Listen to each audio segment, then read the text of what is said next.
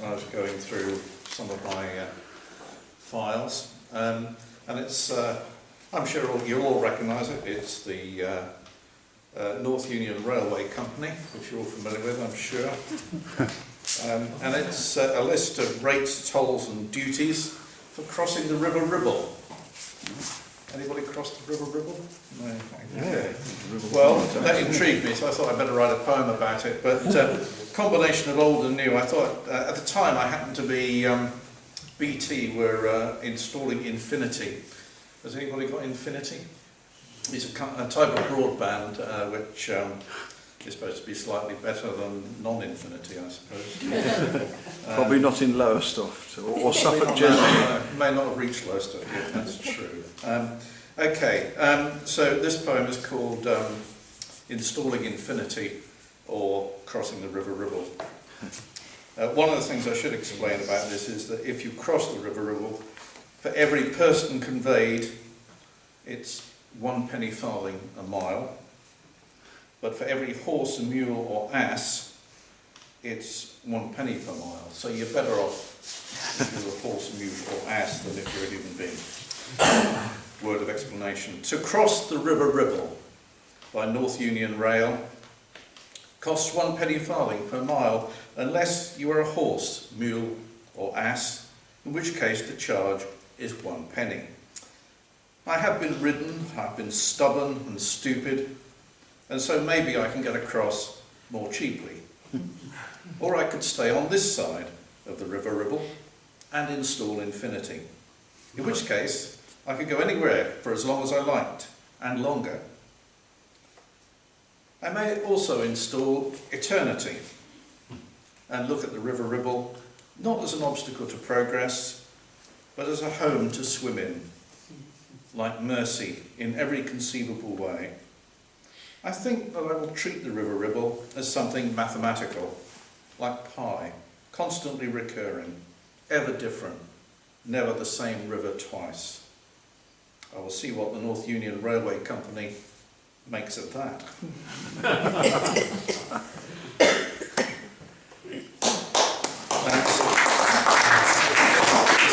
The second poem is as I say, about Blakeney. Although it could be any place by the sea, so it's about a ship that I was walking out from the shore, and I saw this old yacht waiting anchored in the off the beach, or just behind. I don't know if you know Blakeney, that the ship is anchored behind a bank of the sea's the other side of the bank. All this is really essential, of course, that you should know this. And the yacht was called Miraculous. I haven't made this up. This is actually what it was called. And I decided to write a poem about it. So the poem is called Miraculous. The tide is out. An anchored can floats listlessly. No news as yet. The yacht Miraculous waits shiny in the sun, astonished once, but now resigned, and tipping plank by plank, no longer trim, dreaming the half-remembered waves.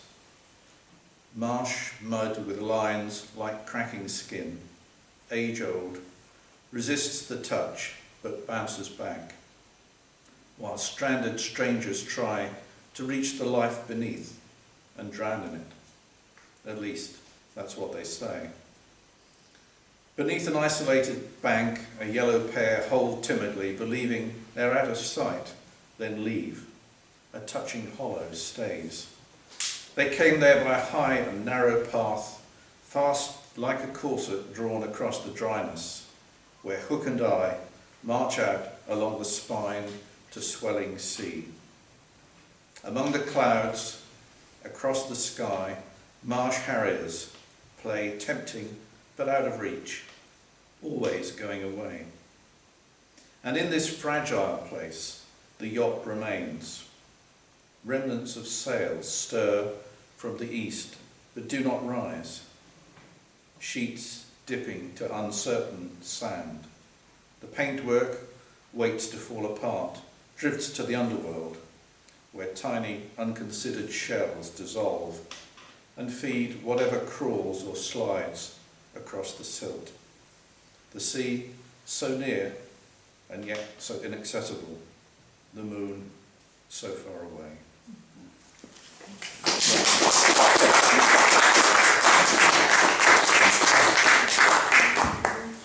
Thank you, Tim. You do not disappoint. Barbara, we're used to Elizabeth Bracken being here, and Elizabeth is, what's she doing? She said it on holiday, but you can come and, well, it's lovely to have your debut performance. Thank you very much. I might just lower this a tad, without making any un-PC comments about your height. But, Small and good. absolutely. And after Barbara, it will be Matt, I think. One of my great Yes. passions in life is the earth and its creatures, and I am deeply concerned about what's happening to the earth and its creatures now. So there's something of an echo of that feeling in the poems I brought tonight. Sudden, dedicated to Mary Oliver. How often in nature something is there, and in the shift of a moment it is gone. This morning, deep in thought, I paused by a stream to let the dogs drink. Movement caught a glance. Before me, from nowhere so it seemed, a mallard, dapple neat and proud, showing me her brood of darlings. Cruising carefully, then stationing in the current, a feathered bulwark between her loves, the dogs, and me. 6, no, 7. 4, the colour of ripe wheat. 3, taking after her. She wanted me to see the wonder of what she had done. Such a gladness, such a modest, quiet showing of a miracle.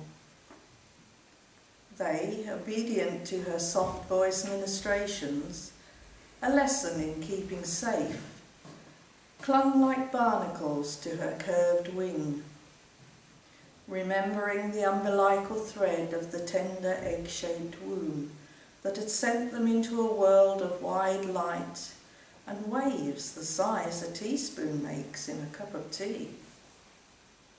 They hovered, a theatre of unexpected beauty. My breathing hovered in sudden delight. Then I blinked. They had gone.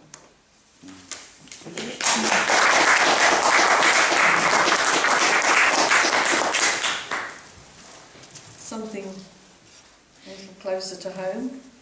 Winterton Beach. This I try to read to the rhythm of the wind that was blowing on the day, just in case people think I'm on something that I'm not sharing. So, Winterton Beach. Barring the way to the longed-for sea, a sign with the voice of a dour parent, trampling pleasure, cautious, careful, coastal erosion. Then I escape its limitation into a wind that never warms under a sky that never ends. Stand stock still at the shock of it all, as fold on fold of blue-grey cloth wraps around. In my ears the rush of surf, above the rush the little terns reel. These are the birds a child will paint on a sky of improbable blue. And in the folds of the soft grey cloth, a slick grey seal, bobbing, breasting the waves like a swimmer.